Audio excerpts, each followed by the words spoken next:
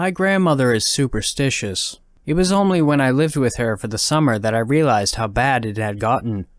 She had this huge frickin' list taped to the fridge with 10 different rules she had to abide by, and she was making me follow them too. When I opened my umbrella inside, she grabbed my arm and yanked me back. "Don't open the umbrella inside! Didn't you see the rules?" "Oh, sorry. I thought those rules were, just for you." "No! Everyone who lives here must obey the rules," she said, in a raspy whisper. It made me really sad. Once Grandma Jan was sharp as a needle, a grounded, logical person who occasionally bought into superstitions and the paranormal. A rabbit's foot here, a penny there. Now it seemed, in her late 80s, that part of her had grown and grown until it subsumed everything else. With a heavy heart, I walked over to the fridge and read the rules. 1. Do not spill salt. 2. Do not open umbrellas inside. 3. Do not put on clothes inside out. 4. Do not clip fingernails after dark. 5. Do not break any mirrors. Most common superstitions, though the fingernail one was weird.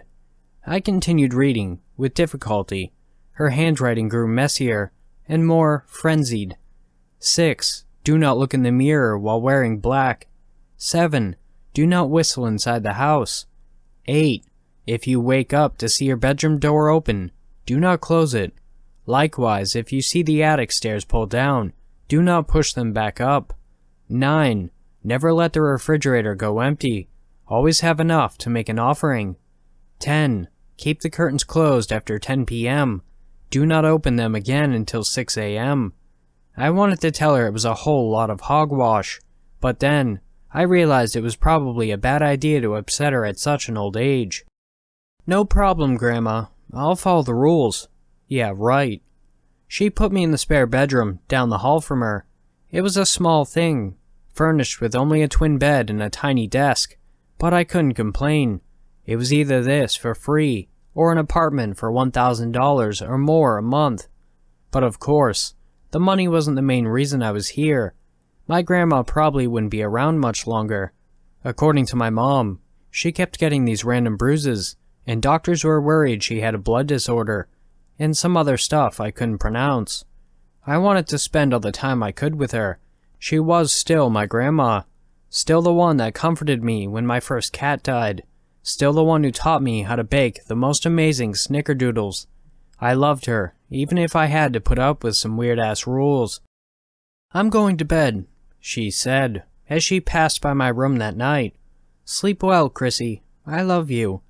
"Good night, Grandma. I love you too." I spent an hour on the internet, then put my computer away and fell asleep. I woke up a few hours later, groaning in the darkness. I rolled over to see my bedroom door open. I didn't leave that open. I stared at it, half asleep, too tired to get up and close it. Oh well, according to the rules, I can't close it anyways. I snuggled up to my pillow and closed my eyes. That's when I heard the whistling. A soft, melancholy tune coming from downstairs. Every muscle in my body froze. That was one of the rules, wasn't it? No whistling inside. So why would Grandma be whistling downstairs at, I glanced at the clock, 2 a.m.? I pulled myself out of bed and walked into the hallway. The attic stairs had been pulled down. The darkness from the attic bled down into the hallway, along with a faint smell of rust and rotten food. Behind it, Grandma's door hung open. I slowly descended the stairs. "Grandma?" The whistling stopped. When I entered the kitchen, it was empty. "Grandma, where are you?" "Over here." I looked up to see Grandma appear from the dark family room, wearing her floral nightdress. "Did I wake you, honey? I'm so sorry. I wanted to get some milk for my heartburn." No, it's fine. I just thought you weren't supposed to whistle," I said with a chuckle. "According to the rules." "You heard the whistling?" she asked, her eyes wide. I nodded. She grabbed my arm in a vice grip and led me back up the stairs. "Go back to sleep," she commanded. Before I could reply, she disappeared back down the hallway, leaving my door open. "I think Grandma's crazy." "Oh, are you talking about her rules?" Mom said on the other end. "I know they're eccentric, but she gets really upset if you break them. And the doctor, he doesn't want us to upset her, you know?" I sighed. "Isn't it bad for her mental health? We all go a little crazy near the end. Uncle Finley thought the government was tapping all his phones in his 90s. Great-Grandma Beasley always talked about some bat following her around. Just best to let sleeping dogs lie at this point. But the rules are so weird, Mom. Like, really frickin' weird. And I woke up last night at 2 a.m. to find the attic stairs pulled down. I mean, what was she doing?" "You know what?" Mom said, a bit of anger tinging her voice. "She lives by herself in that secluded little house, 365 days a year. The only socialization she gets is her weekly trip to the grocery store and monthly visits from your dad and me. Anyone would go a little nuts under those circumstances, even you. Lay off her, okay?" "Fine." So I followed the rules. I was a good girl and didn't open any umbrellas indoors, do any whistling, or break any mirrors.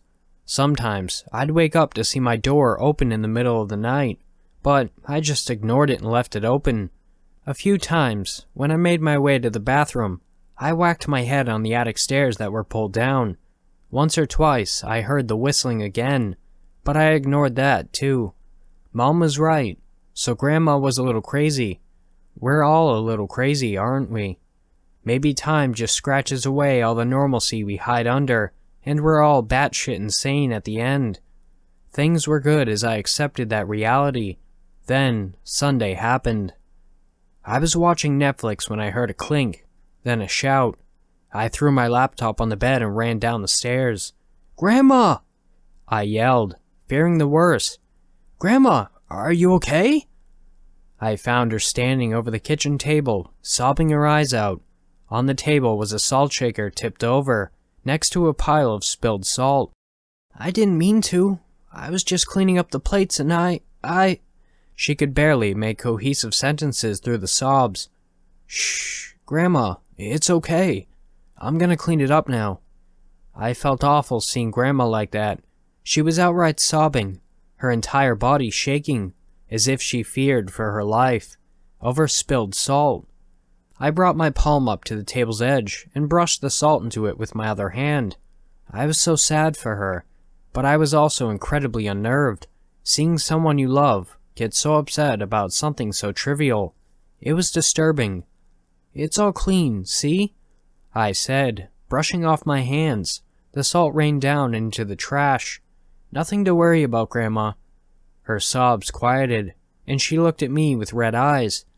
"But he'll know," she said. "What?" "Even though you cleaned it up, he'll still know." "Who?" She looked at me. "The spirit of the house." "The spirit of the house?" Despite how skeptical I was of ghosts, spirits, and everything paranormal, I felt a shiver go down my spine. Wasn't it legend that ghosts and spirits didn't like salt? That if you surrounded yourself with salt, you'd be protected from them? Propagating a superstition about spilling salt could be a ghost defense mechanism. If ghosts existed, which they absolutely, positively did not. That night, I barely slept a wink. I stared at my ceiling as the minutes ticked by. 2 a.m., 3 a.m., 4 a.m. It was around 4:15 that I heard something stir.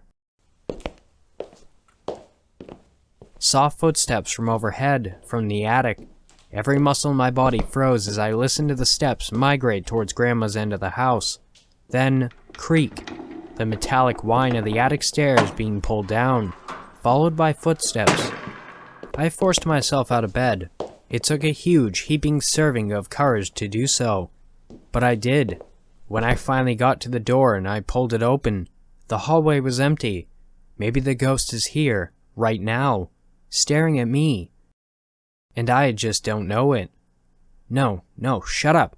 Ghosts don't exist, you idiot.